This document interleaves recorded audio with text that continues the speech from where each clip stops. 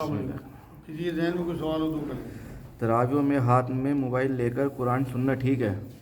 ان کا سوال یہ ہے تراویحوں میں موبائل میں ہاتھ میں لے کے موبائل قرآن سننا کیا ٹھیک ہے؟ بھائی میرے نزدیک تو بالکل ٹھیک ہے۔ حالانکہ جس خطے میں ہم رہتے ہیں یہاں جو ہمارے حنفی علماء ہیں وہ منع کرتے ہیں اسے بالکل شدت کے ساتھ، ایسا نہیں ہونا چاہیے، لیکن جو اہل حدیث حضرات ہیں اور امام حنبل کے ماننے والے ہیں وہ لوگ اس بات کی اجازت دیتے ہیں کہ آپ جو ہے وہ دل جمعی کے لیے قرآن ہاتھ میں لے کے یا موبائل ہاتھ میں لے کے قرآن کو سن سکتے ہیں، اور واقعی اس میں دل بھی لگتا ہے۔ آپ نے دیکھا ہوگا جو لوگ حج پہ جاتے ہیں، عمرے پہ جاتے ہیں، وہاں تراویحوں میں قرآن سنتے ہیں لوگ، یا نمازوں میں بھی۔ اس کے پیچھے فتویٰ جو ہے دینے کے پیچھے مجھے جو لگتا ہے وہ یہ ہے کہ نبی اکرم صلی اللہ علیہ وسلم سے یہ بات ثابت ہے کہ نمازوں میں حضور اکرم صلی اللہ علیہ وسلم کی ایک نمازی تھی حضرت امامہ رضی اللہ تعالیٰ عنہ، انہیں گود میں لے کے حضور نماز پڑھاتے تھے، اور جہاں رکوع میں یا سجدے میں گیا انہیں اتار دیا اور پھر گود میں لے لیا۔ کسی قسم کی کوئی قباحت نہیں ہونی چاہیے، بلکہ آج کل تو موبائل کا فائدہ اٹھانا چاہیے۔ اگر ساما نہیں بھی ہے تو جیسے ہمارے ہاں یہ سن رہے ہیں ذاکر بھائی، یا اور بھی 2-4 لوگ سن لیں تو انہیں مزہ آ جائے گا۔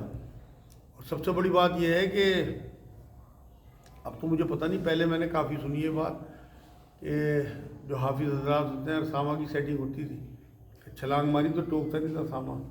تو اب تو اتنے لوگ سننے والے ہیں الحمدللہ، جو بڑا مجمع ہو اس میں لوگ ٹوک دیتے ہیں، تو بلکہ زیادہ اچھا ہے کہ زیادہ لوگ سنیں۔ تو اس لیے میں تو متفق ہوں بھائی ذاکر بھائی سے۔ عبداللہ بھائی نے نیا نام بھی دیا ہائی ٹیک ساما۔ کیا نام دیا؟ High tech ساما۔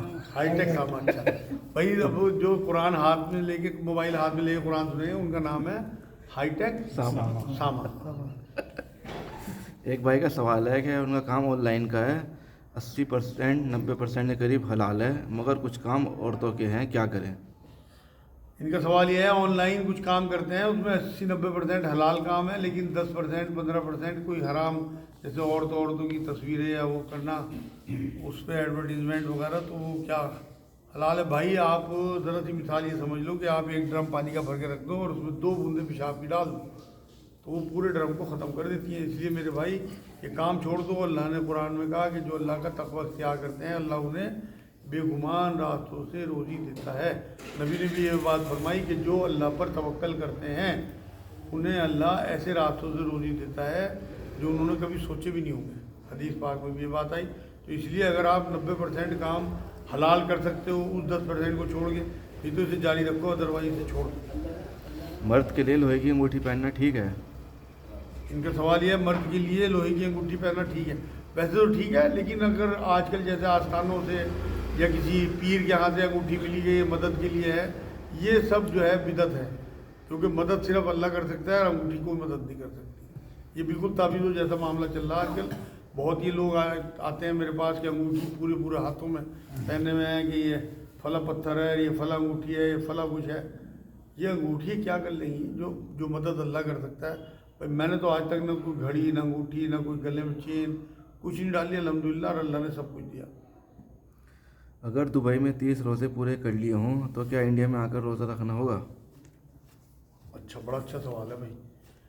ان کا سوال یہ ہے دبئی میں ایک دن پہلے روزہ ہو جاتا ہے، وہاں 30 روزے ہوئے اور 30ویں روزے کو شام کو چل دیا انڈیا کے لیے، اگلے دن یہاں روزہ ہوگا، ظاہر سی بات ہے یہاں 30 روزے ہوں گے، تو کیا یہاں روزہ رکھا جائے گا؟ بالکل نہیں رکھا جائے گا۔ نبی کی حدیث میں نے آپ کو سب سے پہلے دن شاید یا درس حدیث میں سنائی تھی کہ حضور نے کہا چاند دیکھو اگر 29 کا ہو تو 29 کا، نہیں تو اپنے 30 روزے پورے کرو۔ تو 30 سے اوپر کوئی روزہ نہیں ہے، 31واں روزہ آپ کو نہیں رکھنا۔ اس لیے لیکن ایسا نہ ہو کہ آپ کھاتے پیتے پھریں روزہ داروں کے سامنے، بلکہ خاموشی سے آپ کھائے پئیں، کیونکہ 30 سے اوپر روزے نہیں ہوتے، 31 روزے نہیں ہوتے، یا 29 ہے یا 30 ہے۔ ہاں اگر آپ نے وہاں 29 روزے رکھے اور یہاں پہ آپ کو 30واں روزہ مل رہا، پھر آپ کو رکھنا پڑے گا۔ وہاں آپ نے 29 رکھ کے یہاں آپ کو روزہ سے ایک دن پہلے آپ آ گئے عید سے، تو یہاں آپ کا روزہ وہ رکھنا ہوگا۔ اگر وہ 31واں نہیں ہے 30واں ہے، پھر آپ کو یہاں انڈیا میں بھی روزہ رکھنا پڑے گا۔ ایک بہن کا سوال ہے، روزہ رکھنے کے لیے حیض روکنے کی دوائی کھا سکتی ہیں؟ ان کا سوال یہ ہے کہ کوئی لیڈی حیض روکے اس وجہ سے کہ اسے روزے رکھنے ہیں، کیا اس کے لیے کوئی ٹیبلٹ کوئی دوائی کھا سکتی ہے؟ بالکل کھانی چاہیے میرے نزدیک تو، کیونکہ بعد میں رکھنا عورتوں کو، میں اپنے گھر کی عورتوں کو دیکھتا ہوں بہت مشکل کام ہے بعد میں روزہ رکھنا. یہ تو ایک روٹین سا بنا ہوتا ہے، اللہ کی طرف سے رحمتیں برسی ہوتی ہیں، سب کچھ آسان ہوتا ہے. اب میں پورے سال سوچتا رہا کہ روزہ رکھ لوں، آپریشن ہوا ہے مگر ہمت ہی نہیں ہوئی، اور اب الحمدللہ 3 روزے ہو چکے، مجھے پتہ بھی نہیں لگا. یہ اللہ کی طرف سے ہی کچھ برستا ہے یہاں رمضان کے دنوں میں کہ سب کچھ آسان ہو جاتا ہے. تو میرے نزدیک تو بالکل جائز بات ہے. اگر بعد میں رکھنے کی ہمت نہیں ہے تو ابھی گولیاں کھا لیں اور اسے آگے بڑھا دیں ڈیٹ کو پیریڈ کی، اور انشاءاللہ عید کے بعد حیض آ جائے گا. کیا گانا سننے سے روزہ ٹوٹ جاتا ہے؟ ان کا سوال یہ کیا گانا سننے سے روزہ ٹوٹ جاتا ہے؟ نہیں بھائی، روزے ٹوٹنے کی علامتیں بالکل الگ ہیں. گانا سننے سے کوئی روزہ نہیں ٹوٹتا. لیکن یہ بات یاد رکھیں کہ نبی نے فرمایا کہ جو روزہ رکھ کے فوش کام نہ چھوڑے یا برے کام نہ چھوڑے، اس کے بھوکے پیاسے رہنے سے اللہ کو کوئی سروکار نہیں ہے. اگر وہ گندے گانے سن رہا ہے اور وہ ایسے سیکس کی کوئی چیزیں دیکھ رہا ہے بن رہا ہے تو اس کا روزہ جو ہے باطل ہے بالکل. اس کے بھوکے پیاسے رہنے سے، اس کے فاقے سے اللہ کو کوئی سروکار نہیں ہے. یہ دھیان رکھیں. ہلکی پھلکی کوئی گانے کی چیز ہو، کوئی نعت ہو یا کوئی اچھا گانا ہو جس میں فوج چیزیں نہ ہوں، میرے نزدیک اس میں کوئی حرج نہیں. اس کے پیچھے ہی میں بات بتا دوں آپ کو کہ نبی اکرم صلی اللہ علیہ وسلم کو جب پتہ لگا کہ پڑوس میں کہیں شادی ہے تو انہیں ٹوکا حضرت عائشہ کو رضی اللہ تعالیٰ عنہ کہ عائشہ تم نے ساتھ میں گانے والی نہیں بھیجی؟ انصار میں تو میں نے سنا کہ وہاں گانا بجانا ہوتا ہے. تو گانے کی کوئی ممانعت نہیں ہے اسلام میں.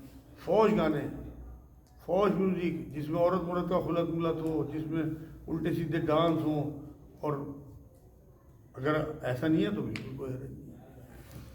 ہمیں زکوٰۃ عیسوی حساب سے دیں یا چاند کے سال کے حساب سے؟ ان کا سوال یہ ہے چاند کے حساب سے زکوٰۃ دینی چاہیے یا سورج عیسوی حساب سے؟ بالکل چاند کے حساب سے دینی چاہیے، کیونکہ ہم تو اسلامی کیلنڈر کو مانتے ہیں نا. اور بہترین معاملہ یہ ہے کہ آپ رمضان میں اپنی زکوٰۃ کا معاملہ طے کریں اور پورے سال دیتے رہیں، چاہے رمضان میں نمٹا دیں. ایڈوانس بھی دے سکتے ہیں زیادہ مستحق ہو تو، لیکن دینا، کیونکہ بات یہ ہے نا کہ یہ 355 دنوں کا سال ہوتا ہے جو ہمارا قمری، یہ جو اس کا سال ہے نا چاند والا، اور جو ہماری عیسوی ہے وہ 365. اس لیے 36 سال میں ہر حال میں 1 سال کا فرق پڑنا ہی پڑنا ہے. تو اس لیے زکوٰۃ جو ہے وہ 10 دن گھٹتے چلے جائیں گے، آپ کو دقت آئے گی اللہ کے یہاں. اس لیے بالکل آپ چاند کے حساب سے زکوٰۃ دیں. اور یہ بہترین مہینہ ہے، اس میں آپ حساب ہی نہیں رکھنا پڑے گا پھر آپ کو، اگر آپ رمضان میں اپنی زکوٰۃ جوڑ کے دے دیتے ہیں. کسی نے پچھلی زکوٰۃ نہ دی ہو تو کیا کرے؟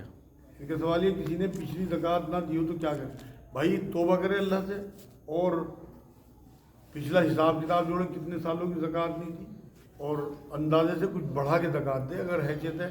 اور بار بار توبہ کرتے رہے اللہ سے کہ اللہ میں نے کوتاہی کی، کمزوری تھی، مجھے معلومات نہیں تھی، کم علمی کی وجہ سے میں نے یہ حرکت کی، آگے یہ حرکت نہیں ہوگی، پچھلی زکوٰۃ میں کوئی کوتاہی ہو گئی تو معاف کر دے، اتنی میں نے سوچی ہے، اتنی میں دے رہا ہوں اور بڑھا کے دے رہا ہوں. تو انشاءاللہ تعالیٰ اللہ بہت بڑا ہے، قبول کر لے گا. لیکن یہ ذہن میں رہے کہ یہ فرض ہے. اس کے بارے میں اگر اللہ نے آپ کو آگاہی دے دی اور آپ کو ہدایت دے دی تو آپ کے لیے ضروری ہے کہ آپ اپنی زکوٰۃ جوڑ کے غریبوں میں بانٹ دیں، پچھلی بھی، جس سے کہ آپ اللہ کے یہاں سرخرو ہو جائیں. اور کسی کے ذہن میں کوئی بات؟ ایک سوال یہ ہے میرا، جیسے کہ الیکٹرانک چیزیں ہوتی ہیں یا مان لو موبائل ہے، ایسا موبائل ہے کام کر رہے ہیں، اب کوئی خرید کے لے گیا، آپ کو 1 دن بعد یا 2 دن بعد واپس لے کر آئے کہ واپس کر لو. حالانکہ واپس کرنے پہ وہ فضائل بھی ہیں، ثابت ہے فضائل. تو جیسے کہ الیکٹرانک چیز ہے، اس میں کچھ بھی ہو سکتا ہے، تو یہ واپس لینا چاہیے یا نہیں؟ ان کا سوال یہ ہے الیکٹرانک چیزیں کوئی لے گیا اگلے دن واپس کرنا ہے تو کیا ہم واپس کریں یا نہ کریں؟ بھائی اگر آپ کے پاس ایسا پیرامیٹر ہے کہ آپ اسے چیک کر لیں کہ یہ چلا نہیں ہے، کوئی اس میں خرابی نہیں آئی، تو پھر تو آپ کو واپس لے لینا چاہیے. لیکن اگر ایسا کوئی پیرامیٹر نہیں ہے اور آپ کو لگتا ہے کہ اس میں سے کوئی چیز نکال لی ہو یا کوئی گڑبڑ ہو گئی ہو، اس میں کوئی ان سے کوئی نقصان ہو گیا ہو، تو پھر بالکل اللہ بیوقوفوں کو پسند نہیں کرتا. آپ نے اب بیوقوف نہیں بننا کسی کے ہاتھوں. یا تو ایسا پیرامیٹر رکھے، کوئی لڑکا ایسا رکھے جو چیک کرے، اور آپ کے لیے تو آخرت کا توشہ بن جائے گا اگر آپ نے واپس لے لیا. کیونکہ میں نے تو ایک بار شاید واقعہ سنایا تھا آپ کو، ایک بار ایک صحابی نے، شاید حضرت عمر کا واقعہ ہے، نبی اکرم صلی اللہ علیہ وسلم، میرے ذہن میں نہیں آ رہا، کہ میں تجارت کرنا چاہتا ہوں، دکان کھولنا چاہتا ہوں، انہوں نے کہا بھائی کھول لیں، لیکن یہ دھیان رکھنا کہ اگر تو نے کوئی سامان واپس کرنے آیا اور تو نے اس سے واپس لے لیا تو تیرے لیے جنت کی گارنٹی ہے. شاید نبی اکرم صلی اللہ علیہ وسلم کا نام ہے. تو اس نے صحابی نے دکان کھولی رضی اللہ تعالیٰ عنہ اور مال بیچا سارا دن. شام کو ایک آدمی آیا سامان واپس کر گیا. اس سے سامان واپس لے کے شٹر گرا دیا. بھائی نے دکان ہی نہیں کھولی. میرے لیے جنت کا معاملہ ہو گیا. رسول اللہ نے فرمایا تھا کہ تو نے اگر سامان واپس لے لیا جنت کی گارنٹی. تو آپ اپنے آپ طے کرو. یہ تو معاملہ آپ کے اپنے اوپر ہے کیونکہ یہ نازک چیز ہے اور مہنگی چیز ہے. تو آپ ایسا نہ ہو کہ آپ واپس لینے کے چکر میں دکان ہی اور گھر دونوں ہی بند کر دو. اچھا مال ہے. اس ہاں میں ایک بات یہ بھی آتی ہے کسٹمر خود بھی کہتا ہے کہ جی کچھ گھٹا کے دے دو. مان لو کوئی 20,000 کا موبائل لے گیا اس میں تم 1,000-2,000 روپئے گھٹا کے دے دو لیکن مجھے پیسے دے دو. ان کا سوال یہ ہے کہ اگر خود وہ کہے کہ کچھ گھٹا کے دے دو یہ تو آپ کی دکانداری کے اوپر ہے. اگر آپ کا دل مانتا ہے مان لو کہ کوئی ایک دن کے لیے لے گیا اور اس کی کوئی مجبوری ہے وہ واپس کرنا آیا کہ میری بہن کی طبیعت خراب ہوئی ماں کی, پھر تو مجبوری کا فائدہ اٹھانا تو ایمان والوں کا معاملہ ہے. حالانکہ ہمارے معاشرے میں تو یہ ہے کہ اگر کوئی سگا بھائی بھی مجبور ہو نا تو وہ جب مکان بیچنے نکلتا ہے سب سے پہلے سگا بھائی لیتا ہے اس کی مجبوری کا فائدہ کم ریٹ میں. مطلب جو میں معاشرے یا اس کا کوئی پڑوسی یا کوئی. لیکن اسلام اور ایمان یہ بات نہیں کہتا. وہ تو یہ کہتا ہے کہ ان کی مدد کرو. تو اگر آپ اسے پورے پیسے دے دو گے تو انشاءاللہ تعالیٰ یہ بھی آپ کے لیے آخرت کا توشہ بن جائے گا. وما علینا الا البلاغ. باقی انشاءاللہ کل کریں گے. اللہم صلی اللہ علیہ سیدنا محمد وعلی آل سیدنا محمد وسلم. یا اللہ بیٹھنا قبول فرما دے. یہاں جو پڑھا سنا اس پہ عمل کی توفیق عطا فرما. یا اللہ قرآن کی آیتیں ہم نے پڑھی ہیں اللہ اس قابل نہیں ہے کہ قرآن کو سمجھ سکیں پھر بھی تیری توفیق سے یہاں بیٹھتے ہیں. اللہ پاک اسے قبول فرما لے. یا اللہ قرآن کا مہینہ ہے تیرا مہینہ ہے. اللہ تو نے خود کہا کہ رمضان میرا مہینہ ہے. یا اللہ تو بہت شان والا ہے. اللہ تو سخی ہے. یا اللہ ہمیں نعمتیں ہمارے اوپر نعمتیں لٹا دے میرے مالک. ہمیں بھی توفیق دے کہ ہم بھی نعمتیں لوٹنے والے بنے. زیادہ سے زیادہ اس رمضان کا فائدہ اٹھانے کی توفیق عطا فرما. یا اللہ تو نے جو ہمیں دیا ہے سب اس کی صحیح شکر گزاری کرنے کی توفیق عطا فرما. یا اللہ کوئی پریشانی آئے تو اس سے صبر کی توفیق عطا فرما.